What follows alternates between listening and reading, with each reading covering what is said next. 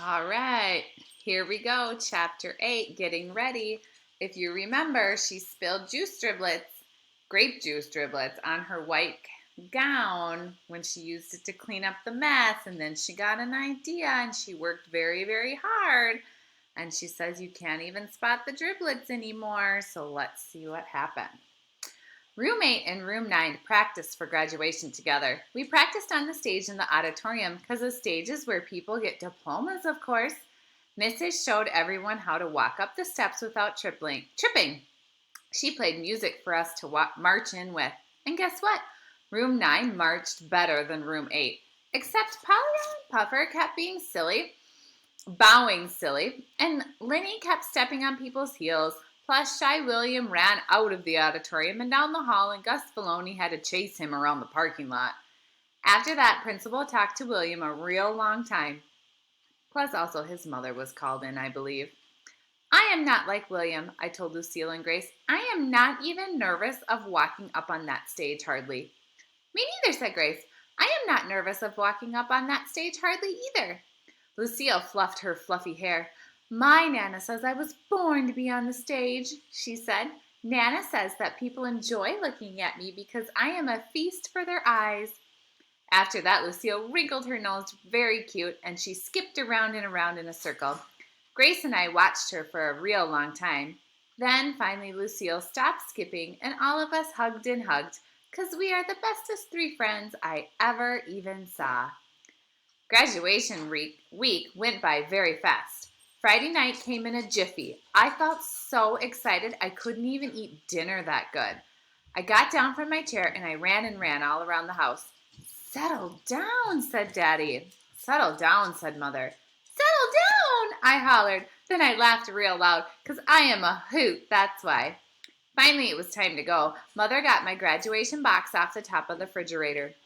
I jumped up and down. Let me carry it, Mother. Please, please, please. I want to carry my box to Room 9 myself, because that's where all of us are getting dressed. Mother handed me the box. Then Daddy said, settle down again, and we all drove to my school. Grandpa and Grandma Miller met us in the parking lot. I hugged them hello, then I zoomed to Room 9 speedy fast. And guess what? All of the children from morning and afternoon kindergarten were getting ready together. I ran through the door. It's me, people! It's Junie B. Jones! I am here for graduation! Lucille and Grace came rushing over. They were already wearing their caps and gowns, and they looked marvelous, I tell you. Hurry up, Junie B., said Lucille. Hurry up and put on your cap and gown. Our teacher is going to take our picture. Yes, said Grace. Hurry, hurry. She quick grabbed my box away from me, and she took out my cap and gown. Grace did a gasp. Oh, no, Junie B., what happened? She said, what happened to your cap and gown?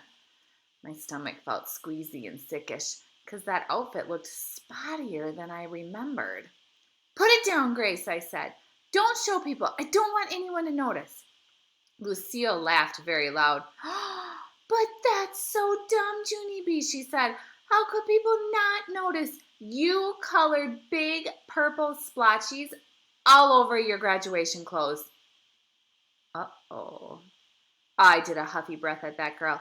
Oh, those are not big splotches, Lucille, I said. Those are purple polka dotties that I drew to blend in my juice driblets, and that is a whole different ball game. Just when some of the other children heard me yelling, they turned to look.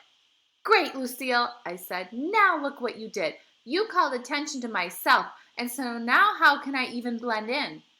After that, I quick grabbed my graduation gown, and I ran to the back of the room.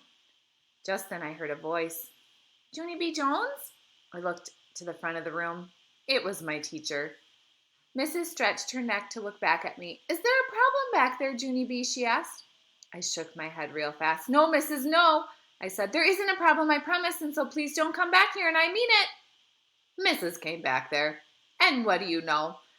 All of Room 9 came with her. Mrs. took my cap and gown out of my hands. The children laughed and laughed at that thing. What kind of gown do you call that? Said Meanie Jim. I know, said Polly Ellen Puffer. It's the kind of gown that a clown would wear. Yeah, shouted Jim. It's a purple spotty clown gown. After that, the laughing got louder and louder. I put my hands over my ears to keep it out of my head. Then I tried to tell them about Raggedy Larry and the driblets and my purple-colored marker, but my nose started running very much and I couldn't even talk that good. Finally, I started to cry. And guess what? Then nobody laughed anymore. Poor Junie B's getting picked on. That's not very nice, is it? We'll find out tomorrow in our last chapter, The Time of My Life, if everything turns out okay for her.